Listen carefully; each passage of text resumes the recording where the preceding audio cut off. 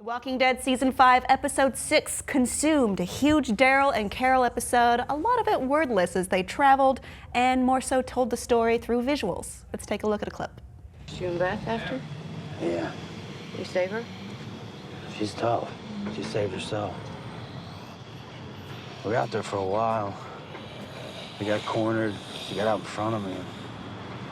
I don't know, she's gone. And now the car's pulling out with a white cross on the window.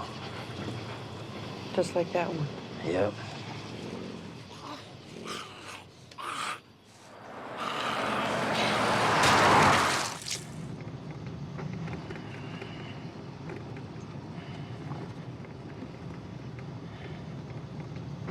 Everybody's gonna wonder where we went. The tank's running low. We can end this quick. Just run him off the road. So the episode title, Consumed, might be referring to Carol being consumed by her feelings for her lost daughter and her husband, who was a jerk, but also literally consumed by flames, the past, her past, and also the corpses. It's pretty amazing that they have not named an episode Consumed yet in a zombie series Well, with as many the episodes eating as this. and Yeah, exactly. what You'd have think you. like that would have been, when they had his leg off or something. Anyway, you guys talk. I'm conflicted about the episode. So the point I like to make is it's not as much the episode idea as a whole that bothered me. It was the way it was shot. A lot of prolonged kind of visuals I didn't think had to be there. It was kind of drawn out, which just made it even slower. And this may be my first criticism really of the season, but I thought that there was a lot of shots with Carol that just basically were there to re-emphasize that she was there when she wasn't there when Terminus was going on, and she helped blow up. Like there was one scene where she was wiping off all the zombie blood or whatever off her face, and you seen the background, the smoke, which I assume was Terminus, and it's just like, why was that there? We knew she blew up Terminus. Like, I don't know. It was just there was a lot of thrown back and forth that was not good transitionally between them both. I didn't know where I was at some points of the episode. Last week we were talking about how that episode was much slower than the rest, and we were wondering if it was the worst episode of the season. This is definitely the worst, weakest episode of the season so far. Yeah. I think all of the flashbacks that we saw with Carol didn't tell anything about Carol that we didn't already know. They just served to establish this fire, smoke, ash, consumed symbolism, which fell totally flat, in my opinion. Yeah. Well, we went back to the point where we talked about it previously. When she's out by the car, Daryl says, "What are you doing?" And she says, "I don't know." And then again, she says, "I still don't know." So maybe those scenes, though repetitive, were more to emphasize she's a little messed up mentally right now, more so than usual, I suppose. What disappointed me, I guess, is that if you were to come up with possible premises for episodes, the most badass man and the most badass woman in the apocalypse, or maybe Michonne, but she's certainly badass. I don't know, with a sword, but with the guns. Carol's a badass, and that they go into a city to rescue someone. That sounds really exciting. That sounds like what you'd want to watch. And it was the most action-heavy episode of the season. And it was cool to see how they sneak around and everything, because of course you can't just run down the middle of the street. There could be literally hundreds of thousands of zombies. But I feel like we didn't need to see them sitting down to a nice, to drink water and talk about art and do art criticism. That's not what we wanted to see. And I wanted it to be totally wrapped up with Beth. I want to be done with that so we can get back to the group. Yes. And I guess they didn't know that when they filmed them, but we actually like the early parts of the season. We want to go back to that. And this felt way too much like previous seasons for me. Sorry, one point that I did to go to a kind of positive note. I like that they're kind of touching on Daryl and the idea that this apocalypse brings out probably the worst in certain people, and certain people don't thrive, but he's kind of thriving in this worst world. Like he's becoming more of a man, and his character is growing. A man now. Yeah, you're a man now. Hint, please, there's a spare bed right there, but I don't know. But that's a good storyline. That was I like that when they were talking to each other. But again, that could have been introduced early in the episode and draw us into that conversation, then go into the action. I felt like the scenes with Noah were way too short, and towards the end, you could have kind of drawn that out a little bit more. All in all, very slow, and I think they could have done something to increase the pace of the show. Yeah. And this is a question: do they have to consistently concentrate on separate storylines? I don't know why you can't go maybe let us know what other storylines are doing whilst this is going on, but that's what confuses me. Game of Thrones does it. Yeah. The one thing that I did, I guess in hindsight, actually like about it was they had the multiple run-ins with Noah, and you saw each time their feelings about how they're supposed to treat people they come across sorts of changes. Carol at one point is I don't think we can save people anymore.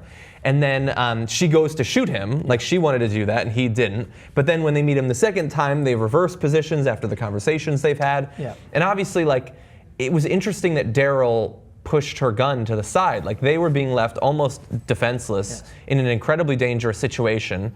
So what does that represent about his sort of his thinking at that season point? 1, then it would have been the exact opposite, right? I mean, Daryl would have shot that guy in an instant. There was no doubt. And she would have been zombie-free. Yes. Why did he change his position? I mean, is it because she said you're different from when I met you, and he feels like he needs to go back to how he was? Maybe. Or maybe he feels more strongly that he needs to protect her and that leaving dangerous enemies that are following. Like, That kid wasn't dangerous. He had a limp. Yeah, you can't shoot a gun with a limp. I don't know. He seemed dangerous to me. He did, after all, slash the tents. Like, he wanted them to die. He but was a little dickish there. So I think I'm going to create a new segment that's going to be introduced. I'm going to introduce it into Talking Dead. It's going to be called the Geico segment, where they make the worst decisions possible, because I love that commercial, and this is what they're doing. Like, yes, there's a van there. Yes, you can go and get the evidence, but why did both of you go into the side where the weight is on? That scene really stressed me out. Like, why do you both need to be in the front seat? One of you could maybe be in the back or guarding the other one. Yeah. or put the tire up on it, like something. It seemed like an unnecessary car crash. Or when you see all the zombies coming, don't wait until the last possible second to go out when you're being consumed by both sides. Well, Daryl is consumed by his feelings for Beth. Yeah. Whatever. Daryl proves himself the best driver on the show because he's able to tail a car without the headlights, Okay, without that's hitting anything. That's ridiculous. Like, I And love he the can idea. land Just a blend in van. with traffic. Yeah. They didn't look back once for 40 miles. He was within sight. I think he was probably far enough away for us to like suspend disbelief for a second. But landing that van on its tires after the flip was They were really fine. some impressive driving, I think. Yeah. That seemed ridiculous. And also when they stopped and they see the policeman get out and he looks back, he must have been thinking, I didn't go around a car to get here, and suddenly there's a car there. That seems odd. And why is the zombie so interested in it? Yeah. I don't know. There were some questionable. Like, first of all, I don't even think the cars would be working because the gasoline would be totally shot at this point. Obviously, you have to suspend disbelief in some ways. Leaving behind all the rest of the water that was in that big water jug that they found, you wouldn't do that either. Yeah. I feel like this episode was written by someone totally different. The last 2 episodes ago, we had a funny episode with great action that moved the plot along, and now it's like, I can't come into work, I'm studying to my kid. It's right about zombies. I will say that there were 2 funny moments in this episode. One, after the van lands, and they're and then all the zombies follow them waiting up. for it. So good. That was And good. the other one was the zombies in sleeping bags who have been playing night crawlers for a year.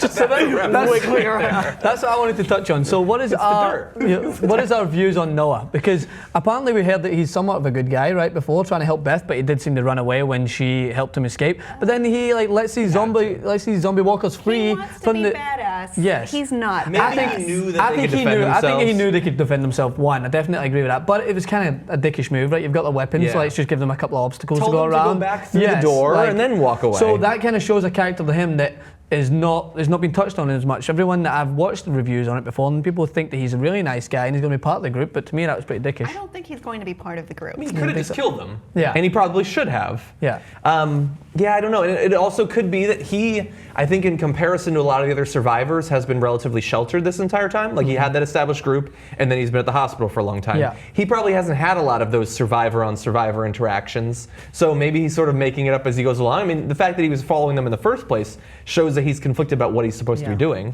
It also goes to show how much of a non-issue walkers are at this point. Yeah, They're just sort of an annoyance or a distraction. Like, they hear a noise in the middle of the night, they go check it out. Oh, it's just walkers, thank goodness. Exactly, yeah. We'll leave them on the other side of that big glass door. I was waiting for that to backfire on them. It should And have. it didn't. Well, the tent part did. Yeah, there was fire, but not backfire. But at least there was more walkers killed this time. Like, usually in the past couple episodes, they just seem to be just disregarding them, like you said. Like, they're just kind of irrelevant now. But in this episode, throw a they're flaming notebook at. We'll be now fine. We'll just go kill around. more. Well, I love the like just pinning it to the wall for its throat. It's like, it's not getting it anywhere. He's not a great unique. shot Yeah, he's not with a the great shot. crossbow. Yeah, no, but that's a cool, like, the idea that anybody could pick it up and be amazing with it, that is ridiculous. So the fact that he wasn't amazing, I actually like that nod to realism. My biggest problem with this episode was the storytelling in general. I think they had 10 minutes of plot that they needed to stretch out to 45. And that's highlighted the best when you see all of Carol's flashbacks that take up a lot of time and tell us essentially nothing are not as good as the one moment where that dealing with child abuse book falls out of Daryl's backpack. It's like, that is good storytelling. And it's just a moment. And we learned so much more about Daryl than we did about Carol at all in all those flashbacks. Why did she? It would have been made for a much better storyline if she got into the conversation about what happened with the two young girls when she was with Tyrese. If she opened up and spoke to Daryl about it, I think she did a little bit. But I just think they could have basically had that conversation. I've been interested to see, because we haven't really seen her talk about it before. We've seen Tyrese somewhat deal with it, but we haven't seen her deal with it. So if she was to get into an in-depth conversation with Daryl, that would have made for a more intriguing conversation. It was interesting to see the burial, the idea that they did actually bury them. I guess that's a nice little moment. But I want to go, like what you said, a little bit farther in terms of the stuff that you don't need to know, like it didn't actually tell anything new. We already knew before this that that Carol ends up in the hospital, and we already knew that Daryl is going to bring someone back. We now knew that it's going to be Noah. In hindsight, 3 episodes from now, a season from now, will it have mattered at all that we actually saw this episode when we already knew? Like, he could have just said, I went in the city with her, I brought back Noah. They had conversations and it was mildly interesting, but like I feel like when you have 8 episodes in your half season, can you really afford to throw one away? And especially, and the reason I'm saying this is not because like, fuck you, Walking Dead, it's I've liked this season, I want to see more of that, and you're taking away 1/8 of it. If you were to sum up the episode, we talked about it before we came in, it was just like, what do you think of the episode when we come in and you just go, like, we like the show, but we expect a lot more, especially from that. This episode's more lead up to the lead up. Because this is the penultimate episode, and we got the end where Noah's explaining to Daryl what's going on, and they have guns and people, so do we. So we know that they're going to show up and. You think that's the climax, is the attack on the hospital? I hope they're going to attack the hospital and save Carol. Yes, that they'll get wrong, but then next half season they'll come back and do it right. Maybe it's going to be a complete span on the works, and they're going to go in the hospital and they're all going to team up and just be a big happy family, because that's never happened yet. No, those police officers are bad people. Did they hit her on purpose, do we think? Who, Beth? Or was it that she ran out and got hit? No, Carol. No, she definitely got hit on purpose. I mean, I really thought that was going to be like the plan. Is like, I'll pretend to be injured, and then they'll take me in, and then you guys can sneak in, and I'll break out. It was pretty smart from Noah, to be honest, though, to shout to Daryl straight away, don't worry, they've got like stuff they can treat her, because she has got a bad wound, right, when she fell from the car crash, so that's smart. There's nothing he can do to help her. Yes. It would just fester and get worse. But it doesn't matter, the bottom line, it doesn't matter if it's a zombie apocalypse, you need to look both left and right on the road when you run out in the middle of the street. There's no excuse for that.